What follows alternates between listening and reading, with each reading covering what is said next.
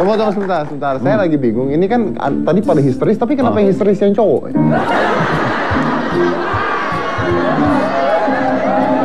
Ada yang sampai begini gitu tuh. Apa ya? Tadi apa yang Vincent. Tapi lihat dulu Vincent mau melakukan sesuatu dengan bola. Oh, ini luar biasa. Ini bintang tamu satu-satunya yang bisa main bola.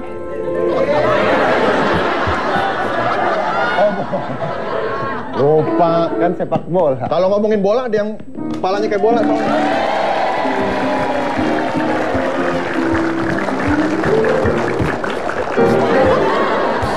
Bentar.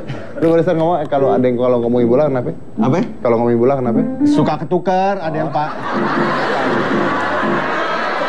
Ya gua nggak dengar, nggak jelas nggak gimana? Nggak suka ketukar sama bola-bola yang lain gitu. Maksudnya lu mau ngatain gua botak gitu? Wah, kalau bapak kan palanya nggak kayak bola. Lu mau ngatain gua botak? Bapak mah nggak kayak bola, kayak biji karet Pak. Jadi lu mau ngatain gua botak? Nggak botak. Banyak kan?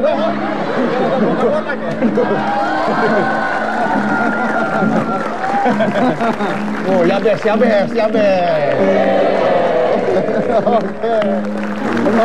Tapi kita hari ini mau bicara tentang persepak bolaan Indonesia, terutama anak-anak U19. Betul. Nah, jadi U19 itu katanya juara 1 di AFF kemarin. AFF. Pada bulan September. Terus lolos ke final AFC 2014 di Babak Myanmar. final, betul, babak final AFC, dan itu sangat memotivasi bukan hanya pesepak bolaan tapi semua orang Indonesia jadi semangat. Kalau pemain favoritnya siapa? Dari U19 nih. Saya suka Evan Dimas. Kapten Evan Dimas. Saya juga suka Ilham karena dari Ternate, saya juga dari Ternate. Saya juga suka Raffi. Tuh, cewek-cewek. Ganteng, kipernya tuh ganteng. Raffi yang suka sama tante-tante. Itu Raffi Ahmad. Oh, bukan. Itu Raffi Ahmad. Kira Raffi yang itu. Terus kalau dibandingkan U19 dengan seniornya seperti apa? Kalau dibandingkan sama seniornya, yang pasti sih dari segi fisik yang paling ketara gitu. Kalau orang kita ngelihat senior bertanding, babak pertama bagus. Begitu mulai babak kedua, fisik udah mulai menurun. Capek, usia. Nggak usia juga sih, nggak tahu kenapa ya. Mungkin latihan fisiknya ada yang salah. Nggak tahu apa ya, sedangkan jadi menurut lu usia sebenarnya nggak masalah kalau latihannya benar nih ya? Kalau latihannya benar mah usia nggak masalah. Kalau dibandingkan 19 dengan 23 ataupun 24, 25, saya rasa itu usia lagi top form malah di antara 20-25. Oh iya lagi. Kita langsung aja undang, ini adalah pelatih U19 Indra Syafri. Apa kabar Pak? Alhamdulillah. Baik. Oke, silakan Pak di sini Pak, di tengah diapit sama Vincent dan saya Pak. Silakan Pak, silakan sini Pak. Oke.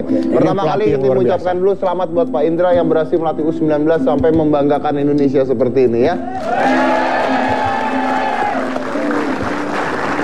Kalau tadi Vincent bilang sebenarnya bukan masalah usia tapi masalah latihannya juga.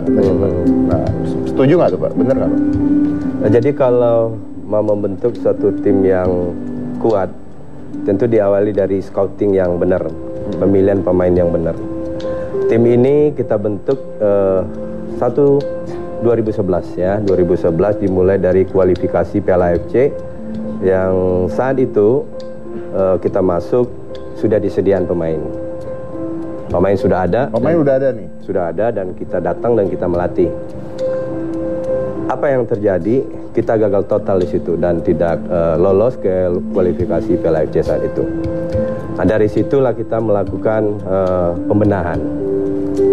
Kita berdiskusi dengan teman-teman apa yang salah. Kita dapat kesimpulan bahwasannya saat itu pemain-pemain yang mengisi tim nasional saat itu adalah sebagian saja dari anak bangsa, belum semua. Nah, setelah itulah baru kita lakukan pemilihan pemain ke daerah-daerah dengan kriteria yang kita sudah tentukan dan standar yang sudah juga tentukan. Nah, ada 4 yang kita nilai. 1, tentu skill sepak bolanya. Skill ya, ya. Teknik dan sebagainya. Yang kedua, kemampuan taktikalnya, kecerdasan taktikal mereka. Yang ketiga, kemampuan fisik. Fisik. Yang keempat, mental. 4 ini yang kita ukur. Parameternya ada. Nah, karena kita bercita-cita ingin lolos Piala Dunia, tentu anak yang dipilih standarnya harus standar dunia. Betul. Nah, semua ini kita lakukan. Anak-anak yang ada 35 dari 160 anak yang kita kumpulkan, kita jadikan 35 pemain, dan 35 itulah yang mulai 1 Juli 2013 kemarin kita godok, kita latih selama 3 bulan dan dia turun di AFF. Itu prosesnya. Itu prosesnya. Nah, sampai di AFF pun belum jadi tim yang mapan. Karena apa? Tim kita selama ini tim nasional, minim pertandingan internasional. Makanya AFF itu kemarin itu target yang di luar ekspektasi kami. Kami hanya berharap waktu itu 7 kali pertandingan di AFF itu adalah wadah untuk uji coba. Oh, karena berarti awalnya saja sudah pesimis dong kalau begitu ya? Oh, tidak pesimis, tapi realistis. Realistis. Ya, realistis karena tim ini cuma mendapat 1 kali pertandingan uji coba dengan UEA di Malaysia. Waktu itu skor 0-0. Kita kekurangan jam terbang dalam pertandingan.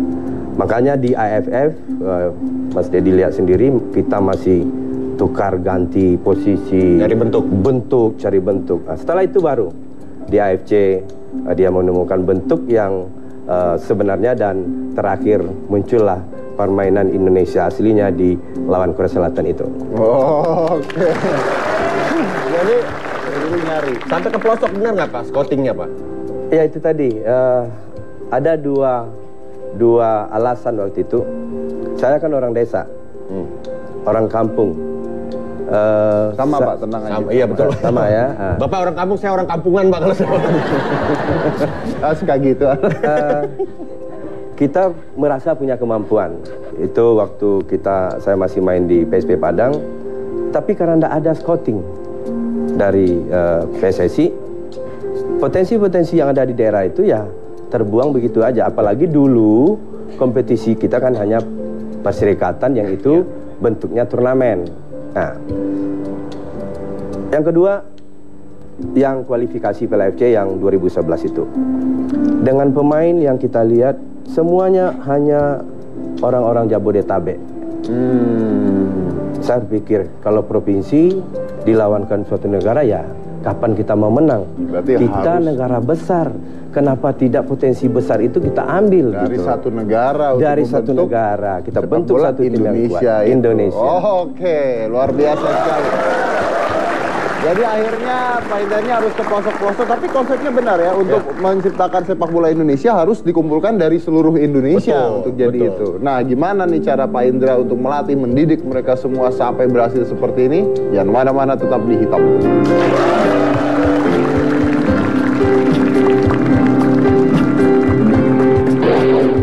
Tidak ada di dunia yang bisa 2 bulan mencapai 2 puncak.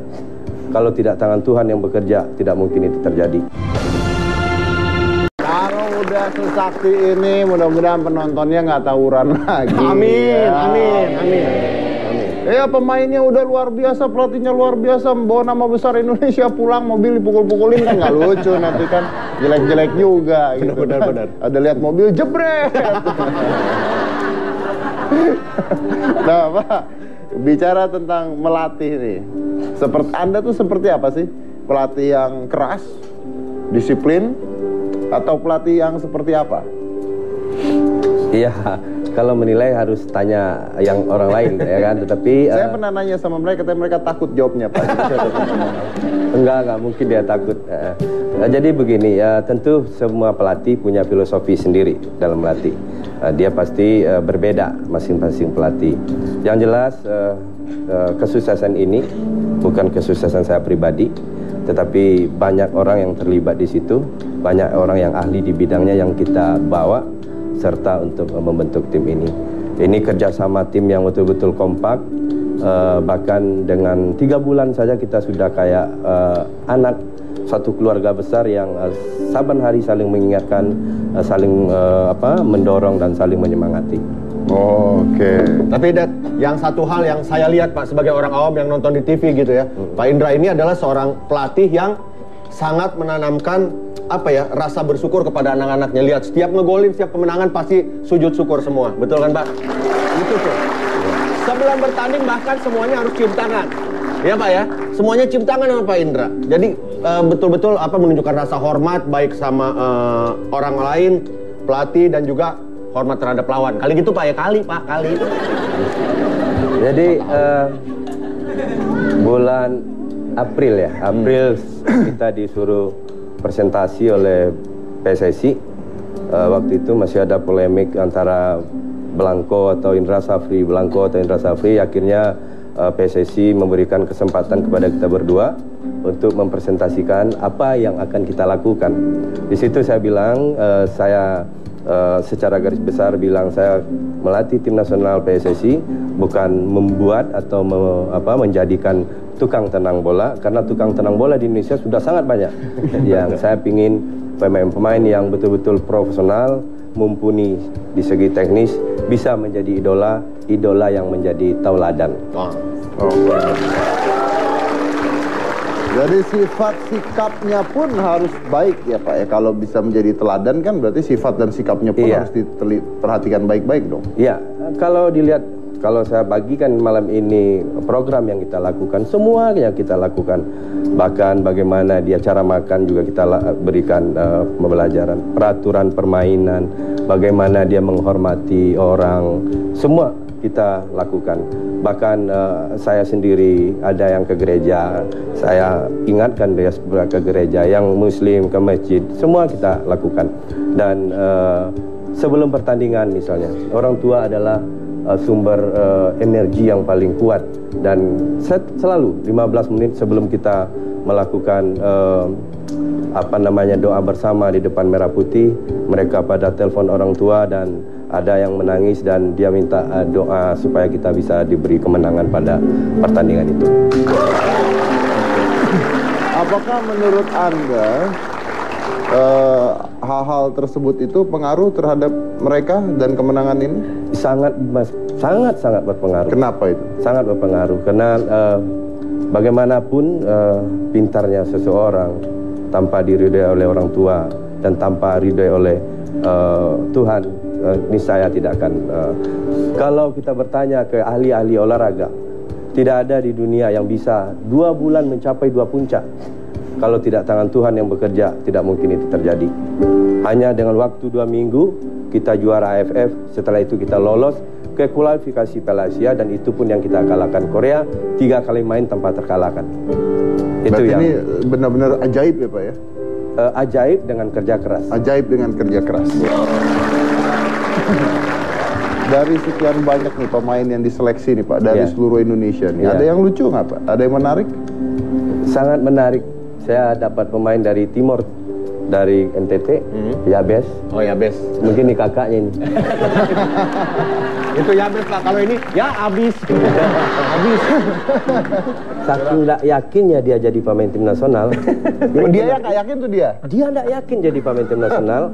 Sampai latihan dia di GBK, latihan perdana malam hari, dia tepuk-tepuk itu.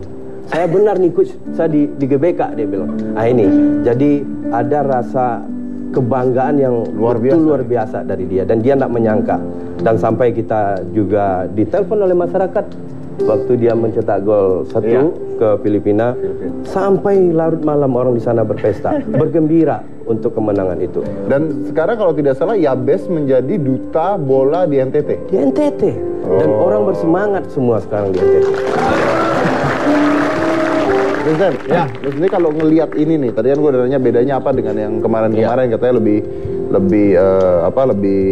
fisiknya lebih bagus dan sebagainya. Secara teknik gimana? Teknik bagus banget sih. Teknik bagus banget, ngelihat mainnya tuh enak gitu dilihat. Nggak biasanya kita ya kalau menang mungkin beberapa kali pernah lah Indonesia menang, tapi menang dengan main yang indah itu yang jarang sebenarnya, dan ini kita temukan di U19 gitu, yang benar-benar mainnya dari kaki ke kaki. Dulu inget banget zaman dulu bapak saya tuh kalau nonton, ini gimana sih main bola Indonesia, udah tahu lawannya tinggi-tinggi, lawan Arab misalkan gitu, orang tinggi-tinggi, kita masih main bola crossing aja gitu, masih udah pasti kalah lah kalau mau main heading. Sedangkan kalau ini kayak bermainnya visi misinya jelas gitu, tahu lawan kita siapa, kita harus bagaimana, Dan itu jalan gitu, bisa jalan di tengah lapangan. Dan Jadi berhasil. akhirnya orang nontonnya entertain banget ya. Enak gitu, entertain banget. Oke. Tapi semuanya pasti ada dilatihnya ya kan? Dan itu pasti ada pelatihnya juga, coachnya secara fisik juga seperti apa. Kita akan menghadirkan pelatih fisik dan pelatih kipernya nanti setelah yang satu ini. Jangan kemana-mana, tetap di Hitam Putih.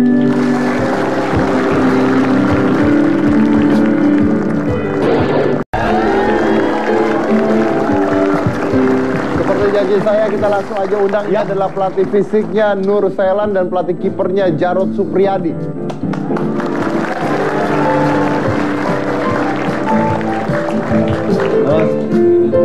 Apa kabar? Silakan. Ya. Nah, saya mau tanya nih untuk pelatihnya nih. Pertama, mungkin saya mau menerangkan dulu ke orang-orang penonton yang ada di rumah, mungkin ada yang tahu, ada yang tidak, bahwa saya dengar bahwa mereka memiliki, orang-orang ini memiliki kadar VO2 max-nya, kadar oksigennya itu di atas rata-rata. Nah, mungkin itu apa? Kan banyak yang nggak tahu ya, kadar oksigen manusia tuh di atas rata-rata seperti apa. Itu apa dan pelatihnya gimana, ngetesnya gimana? Nah, ya begini, sebenarnya kita itu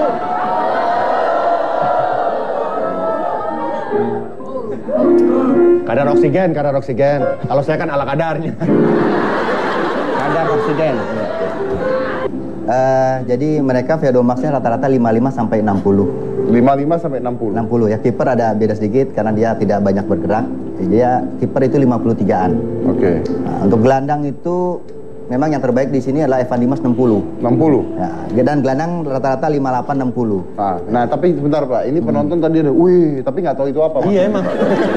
VO2 max adalah parameter untuk mengukur daya tahan. Mengukur daya tahan. Iya, parameter daya tahannya dia. Jadi kalau 60 termasuk baik sekali. Apa diukur dari apanya? Oksigen atau apa? Kemampuan dia berlari untuk selama jarak 20 meter. Caranya? Caranya dia tinggal mengikuti irama musik, yoyo test kita sebut. Dia bolak-balik sampai berapa dia tahan. Musiknya apa nih Pak? Dangdut koplo apa Pak? Ya ini pertanyaan dong, pertanyaan. Musiknya apa? Pertanyaan. Benar. Apa dengerin Club 80s kan kita nggak tahu. Apa Pak musiknya? Bentar. Mereka udah kaget tahu Club 80s apaan. Ya. Dulu band masa lalu barengan sama Ikang Pauji. Ya, jadi seperti itu, ada musik sudah memang diatur sedemikian rupa.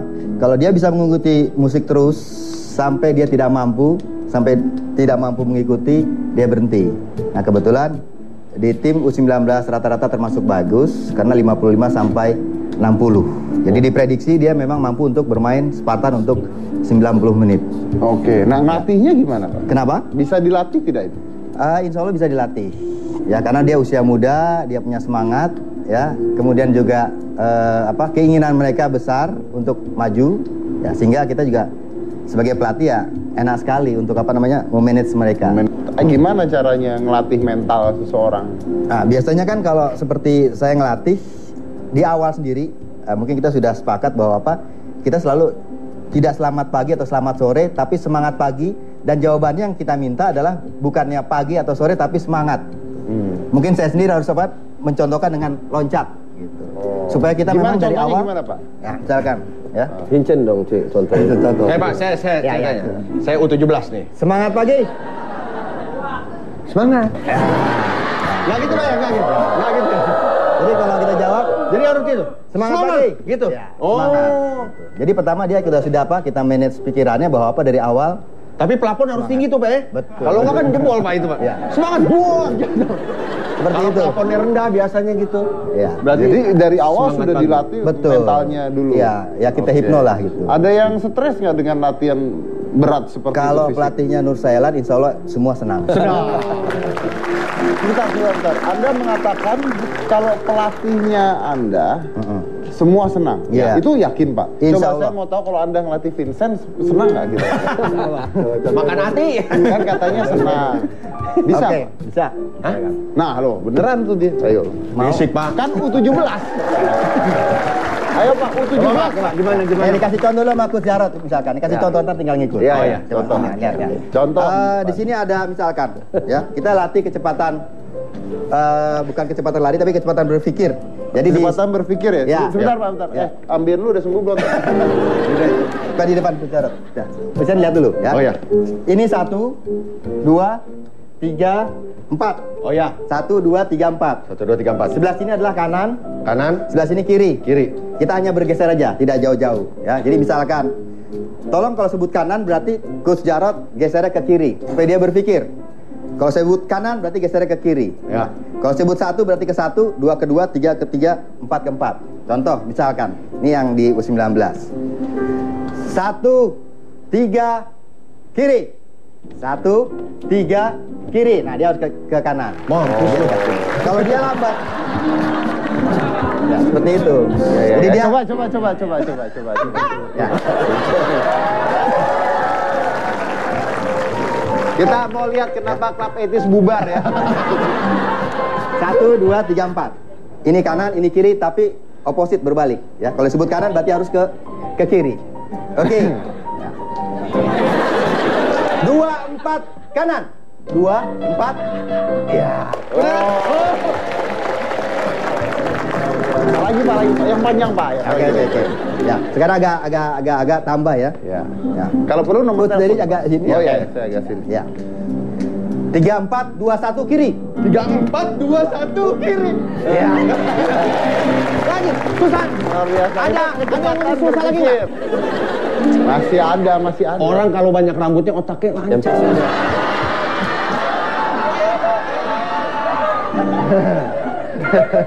Oke, misalkan coba sini, Pak. Ya. Ya.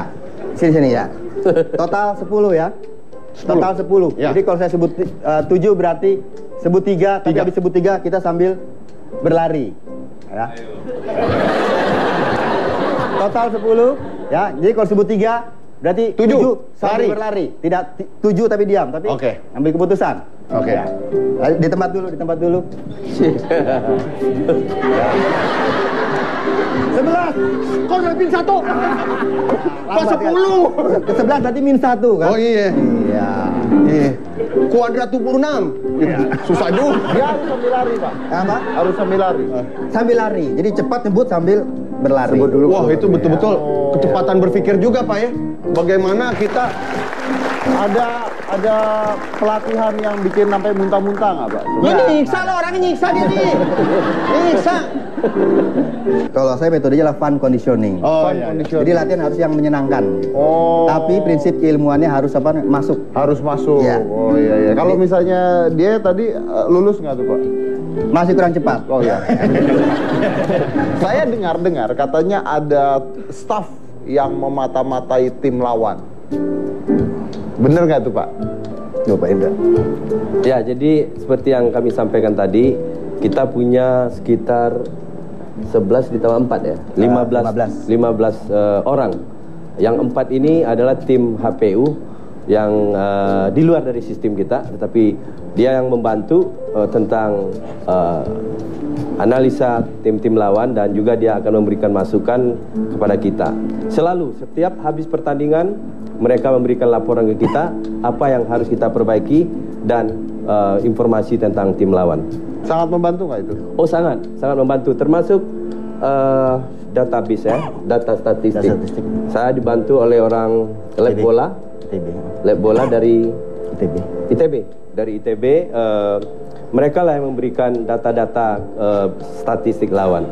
Nah, kenapa kemarin waktu lawan Korea saya berani melakukan atau mengeluarkan statement 3 hari sebelum pertandingan loh. Betul. Tunggu Korea, bilang ke Korea, tunggu dia kalah tanggal 12 saya bilang. Kita bukan asal omong, ya. Jadi kita mengeluarkan statement itu, kita berdiskusi dengan Pak Cenur dan semua pelatih di depan pemain. Data-data statistik kita lebih bagus dari Korea, makanya kita berani mengeluarkan statement itu. Itulah dia makanya Sangat kenapa membantu. Sun Tzu mengatakan kalau mau menang dalam sebuah hal harus mempelajari lawannya dulu Iya, gitu ya. iya. Dan ini kita pelajari lawannya Benar. seperti apa. Iya. Itu yang saya pelajari juga dari Coach Indra. Optimis tanpa harus merasa sombong. Ya kan, Pak? Ya. Saya mau nanya nih, sama Pak Jarod. Yang ngelatih Raffi berarti ya? Yes. Wow. Yang dilatih ganteng, ternyata yang ngelatih juga ganteng juga. Ya. Rapi orangnya gimana Rapi? Rapi aye. Saya lihat percaya dirinya tinggi banget ya dia. Pemain itu kan percaya diri. Suaranya mengingatkan saya almarhum Gito Rolis nih begini suaranya. Gimana Pak Jarod? Pemain akan tampil percaya diri kalau dia sudah menjalani proses-proses latihan. Ya, kemampuan apa yang dia keluarkan di dalam pertandingan itu. Saya bawa nih gatal suara Pak Jarod. Oh ya, tunggu. Saya potong dulu nih. Ini masih saya break, tapi sebelum saya break saya mau tahu. Nggak, omongan lu tuh kenapa sih dari tadi? Club 80s, Gito Rolis coba. Ya kan muda. Udah kagak ada yang tahu Club 80s yang mana Gito Rolis siapa tahu nggak, tanyain dulu. Tahu, band yang saya dikeluarin, ya. Tahu kalau itu tahu. Ya marah-marah tetap di hitam putih. Saya dengar bahwa Anda melarang mereka untuk mendapatkan popularitas yang berlebihan. Contohnya di TV, iklan, dan sebagainya. Kan memang dilarang yang berlebihan.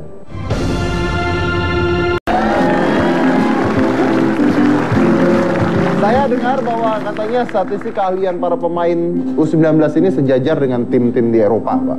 Benar nggak itu, Pak? Itu data ya, data yang diberikan, dan setelah kita bandingkan dengan tim-tim yang elit di Eropa hampir sama. Itu passingnya ya, passing. Tentu ada hal-hal lain datanya yang kita lebih kurang dari mereka.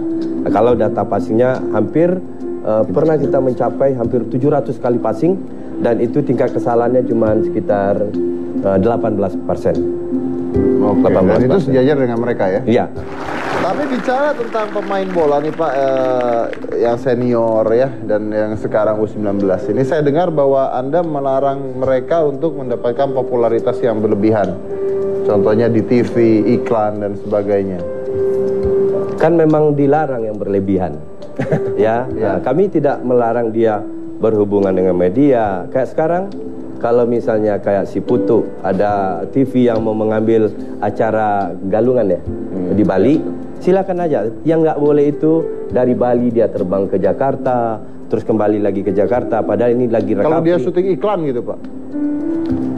Kalau iklan mungkin ini kan tim nasional, bukan tim profesional. Sekarang pertanyaan saya balik. Perusahaan-perusahaan itu sebenarnya tanpa mengambil kita atau tanpa memanfaatkan kita, tanpa kita bermain iklan di perusahaan dia sudah punya kewajiban sebenarnya membantu tim ini. Kenapa harus dari tim nasional dia mengambil keuntungan? Nanti kalau dia bermain di klub, dia seorang pemain yang profesional, mungkin bisa-bisa aja itu hak dari mereka. Karena ini tim nasional ya, bukan profesional ya. Ini kalau profesional tim bisa dibeli gitu ya. Ini tim negara, masih tegak juga kita memanfaatkan negara. Kecuali dia main nanti di klub, ya silakan aja dia. Itu kan hak mereka. Tapi saya sempat dengar juga, Vincent, Anda mengatakan bahwa sebenarnya nggak apa-apa katanya. Saya baca di Twitter Anda mengatakan ini menutup rezeki orang juga nih katanya. Kalau menurut saya pribadi, ini saya tanpa ya saya orang bodoh Pak, cuma ngeliat di TV begitu aja tahu timnas bagaimana.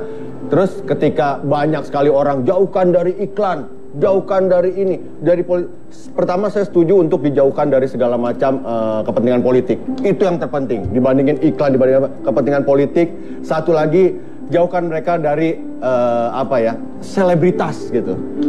Boleh mereka tampil di TV, acara galungan memang mereka merayakan gitu ya, bukan yang Evan Dimas berlibur ke Ancol bersama keluarganya ada di infotainment. Itu saya bukan cuma Evan pemain nasional, orang biasa saya ngeliat gitu, geli ngeliatnya gitu ya.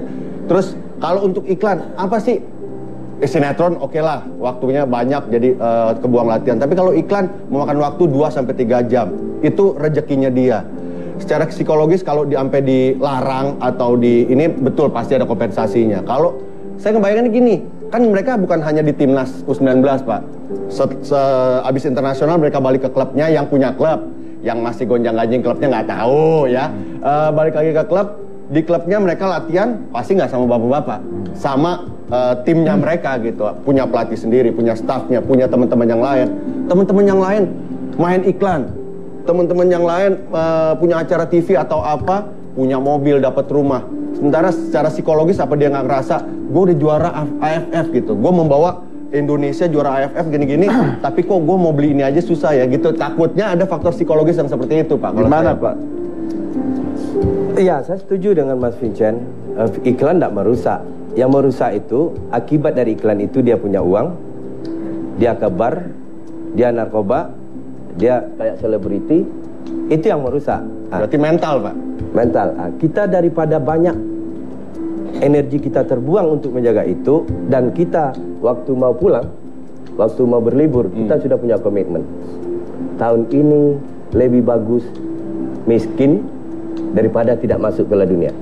Untuk ke depan mungkin bisa, tapi tahun ini berikan kami kenyamanan, kesejukan, konsentrasi yang penuh. Hanya 1 tahun kita berkonsentrasi untuk lolos Piala Dunia. Tapi kalau misalnya seperti tadi dibilang rezeki orang, apakah dari pemerintah juga sekarang berbeda dengan seperti dulu? Ya itu tadi, ini kan tim negara. Saya tidak perlulah menghimbau harus peduli, ya kan? Nah, sekarang yang saya rasakan kepedulian terhadap tim nasional sudah sangat besar. Dari siapa? Dari masyarakat. Apakah masyarakat itu dinamakan negara? Terserah menilai. Yang jelas tim ini sudah disupport oleh berbagai kalangan. Nah, yang tidak kami mau, jangan mengambil keuntungan dari kesuksesan ini. Betul, Pak. Nah, tapi negaranya sendiri gimana, Pak? Pemerintah deh, saya bicara pemerintah. Saya nggak bisa menilai pemerintah, ya.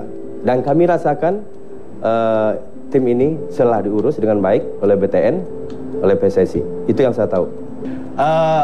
Bapak butuh kenyamanan, butuh tidak diganggu, pasti harus ada bantuan dari yang di atas. Gimana biar nggak diganggu, dia nggak dapat iklan? Yang merasa ini tim negara, berarti negara punya kewajiban juga sama anak-anak didiknya, sama tim ini. Kalau emang nggak diituin, Pak, saya siap, Pak. 1 orang tagihin Rp100, 1 Indonesia kita kasih buat anak-anak tim. Cukup, U19. Rp100 kita bantuin.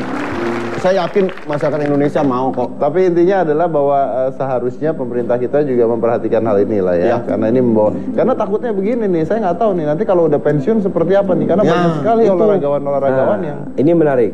Nah, kalau sekarang, untuk sekarang, kayaknya kami nggak perlu diurus, sudah terurus sendiri. Kalau sekarang, yang penting nanti pasca.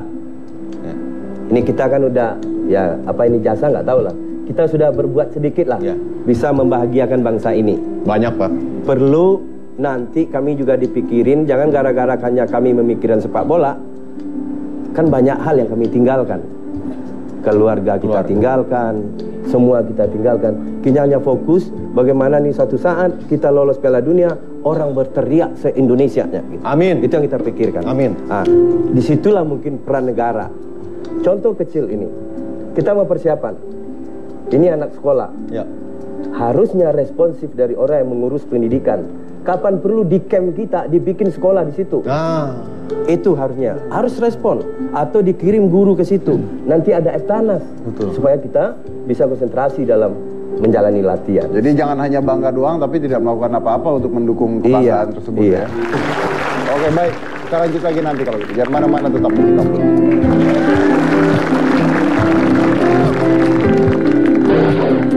Berikan kami kenyamanan, ketenangan, supaya bisa kesejukan, mencapai itu ya. supaya kami bisa bekerja maksimal untuk itu. Insya Allah kita lolos Piala Dunia. Amin.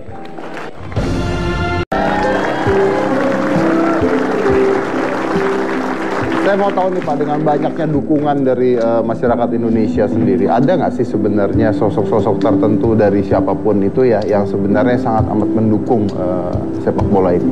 Entah dari pemerintah, entah dari siapa, tokoh lah mungkin. Untuk saya pribadi. Untuk Anda pribadi atau untuk semua? Silakan. Iya, tentu kalau untuk saya pribadi keluarga ya yang mendukung, dan tetapi ada sosok satu orang yang selalu menasihati saya.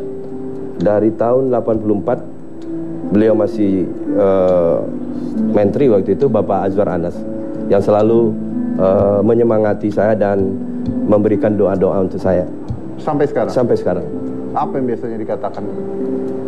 Banyak hal-hal yang beliau katakan, dan bahkan ada doa dari tahun 84 yang ditulis tangan dia. Saya masih simpan sampai saat ini. Dan kemarin waktu kita berkunjung ke Sumatera Barat sama Pak Azhar, kita lihatkan di gubernuran dan beliau dengan saya bertangisan di gubernuran. Dan itu sangat membantu saya dan menjadi pedoman saya untuk bekerja. Sekarang kan pasti banyak sekali klub-klub yang ingin mengambil nih ya anak-anak ini ya. Gimana supaya tidak terjadi? Atau biarkan saja, nggak apa-apa? Atau gimana? Ya, ini hampir separuh atau lebih ya, Pak Nur, belum punya klub. Ini yang logikanya kadang-kadang saya jadi ketawa sendiri malam hari. Klub harusnya yang membina pemain. Cari pemain di daerah itu atau radius terdekat dari klub itu berada, bina itu pemain di situ. Sumbangkan ke tim nasional.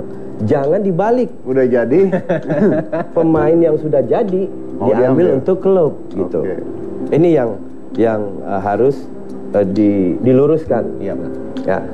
Pentingkah pemain bermain di klub? Iya. Pentingkah dia berkompetisi? Sangat penting. Nah, saya pribadi, ini pemikiran pribadi dan mungkin akan menjadi pemikiran pengurus juga atau pemain sendiri nanti. Dengan gonjang-ganjingnya kompetisi kita dalam negeri, lebih bagus pemain-pemain yang berkualitas kita itu dititip di tim-tim elit di luar negeri. Dia dengan sendirinya terpacu untuk berprestasi daripada nanti ramai-ramai anak dilatih di luar negeri. Betul. Makanya saya bukan nak mau berlatih di luar negeri. Urgensinya apa? Hanya untuk gagah-gagahan. Nggak perlu. Negara Indonesia, negara yang aman, nyaman, dan sejuk untuk latihan. Oke, jadi sebenarnya semua memadai nih Pak ya? Sangat memadai di Indonesia. Untuk anak-anak Indonesia yang ingin menjadi pemain bola, gimana tuh caranya Pak? Yang punya cita-cita sekarang menggantikan mereka lah gitu. Ya tentu main sepak bola saja tidak cukup, ya perlu belajar juga. Makanya kita menghimbau apa yang sudah ada sekarang. Jadikan momentum untuk semuanya. Dan saya melihat kemarin di Kota Padang ada pertandingan kompetisi, dia mencontoh apa yang kita lakukan. Selebrasi setelah anak-anak usia 12 tahun gol, sekarang tidak buka baju lagi, dia sujud. Nah, ini kan ada efek dari keberhasilan kita ini. Mudah-mudahan ini jadi momentum awal kita untuk lebih baik lagi. Amin. Amin. Ini pasti masyarakat Indonesia berharap supaya bisa masuk Piala Dunia nih Pak. Juga harapan kita begitu. Makanya berikan kami kenyamanan, ketenangan, supaya bisa mencapai itu ya. Supaya kami bisa bekerja maksimal untuk itu. Insya Allah kita lolos Piala Dunia. Amin. Vincent, ada yang mau ditambahin? Ya, ada yang mau ditambahkan?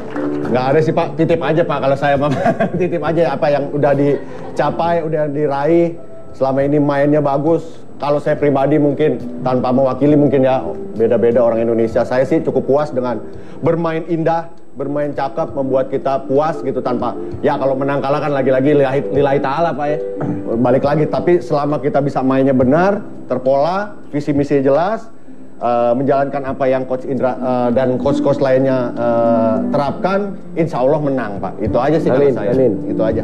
Oke, terima kasih banyak sudah hadir di sini.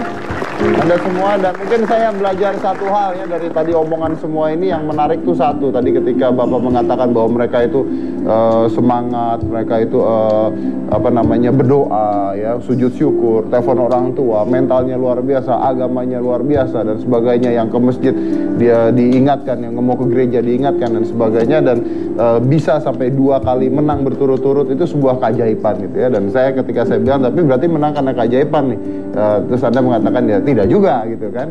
Berarti mungkin ya apapun itu ya, keberhasilan ini yang namanya keajaiban itu nggak akan ada kalau tidak disertai dengan usaha ya Pak ya. Betul, benar.